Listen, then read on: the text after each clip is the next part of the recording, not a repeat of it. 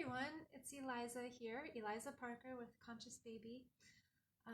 Liz and I have worked together over the years, and I wanted to talk a little bit this morning about birth story. This is something that comes up often when I work with folks around sleep. So I just want to say a little bit here. And my little skeleton, I was cleaning out the closet and I took him out and I was like, it's Halloween, so that's Huey. Anyway, so birth story. Babies and toddlers need to process hi guys, their experiences just like we do. And birth story, birth experience is something that can have a huge impact on sleep. So if you're having sleep difficulties with your baby or toddler, this can be a part of the picture. So if you think of when you and I have something on our minds, what happens? Sometimes this is individual, but what happens to your breathing? Do you stay awake at night thinking about something, that kind of thing? Babies need to process their experiences also. They remember, there are different kinds of memory.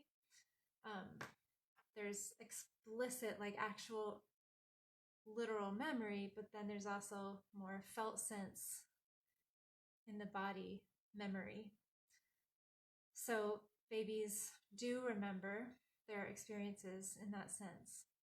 So sometimes it's like, just like we can have something on our minds like that, sometimes your baby or your toddler will have something on their mind, or it's like it's on the back burner, so to speak, or it's just bubbling back there and it's just taking some of their attention. They're trying to work out what happened.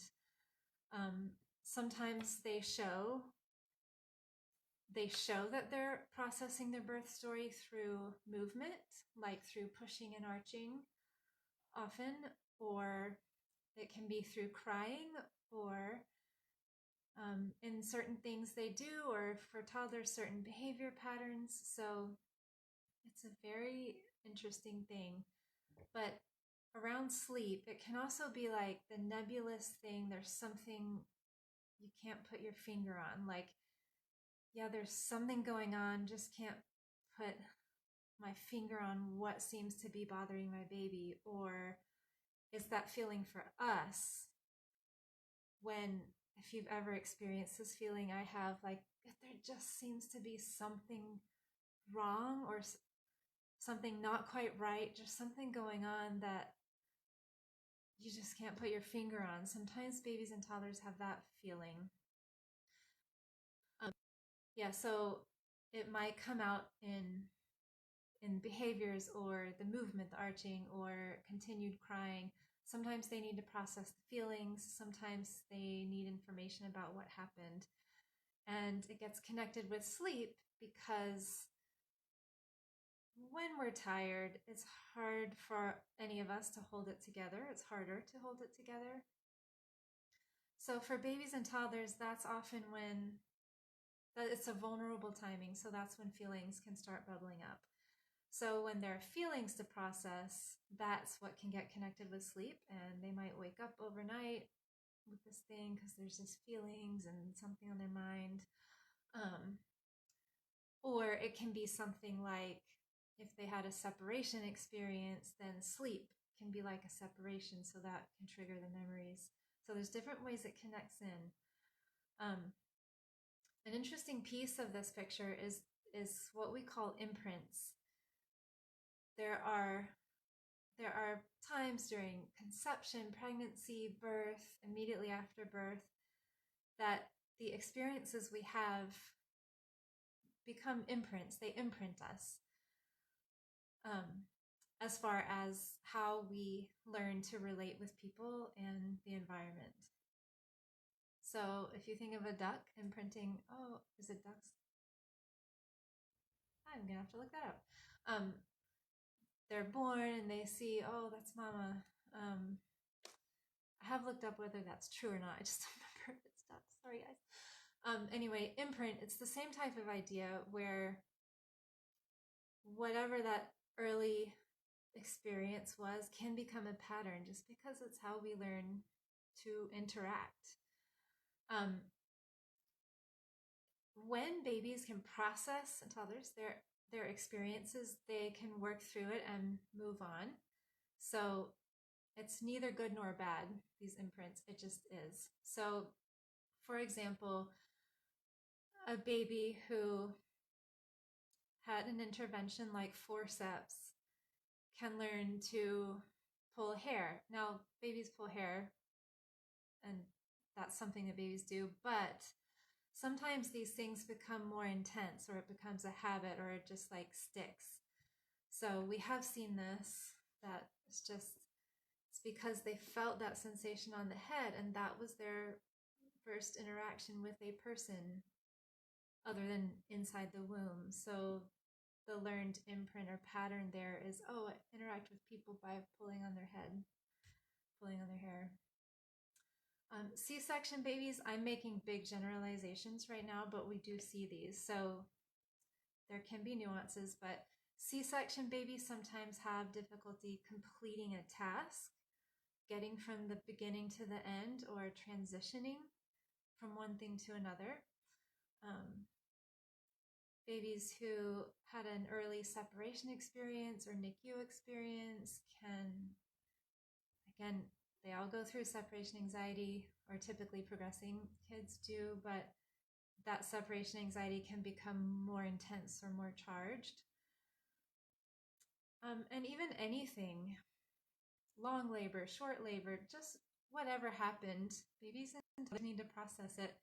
And it's not, again, it's neither good nor bad. It's neither should nor shouldn't. It just, whatever happened to happen, they tend to need to process and understand, and just kind of reconnect about some of those things. So it doesn't have to be something that was traumatic on paper. It's really, was there something that seemed stressful to you as mom, or to your baby, or to anyone else in the room, regardless what it looks like on paper? And it also doesn't have to be something that seems significant. Many babies and parents have beautiful births. Sometimes parents tell me they're very happy with their birth and it went really awesome, but the baby just is still processing it. And again, this is where processing is neither good nor bad. It's just something that happens. Babies and toddlers it's amazing how much the human body and self really works to heal and understand our experiences. So it's just something they do. And it really can affect sleep. So you can get started on with this. If you feel like this resonates with you or you're curious about it, you can get started by talking with your baby or your toddler about their birth. There's no age too early to start doing that. Do you remember being in my tummy? Is usually a good opener. And this is something I work with families on all the time, and we get into play. We use play, telling the story, going through the information, looking at what they're showing and what they're communicating.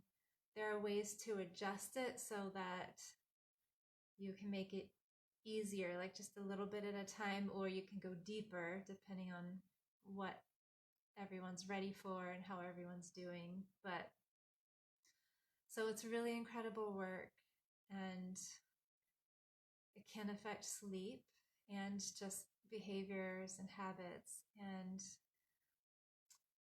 get started if you want by just talking to your child about their and your experience, because you guys are very connected, and you will have been and will be feeling each other on those experiences. And reach out if you have questions. You guys who are here, any questions you have right now about birth story?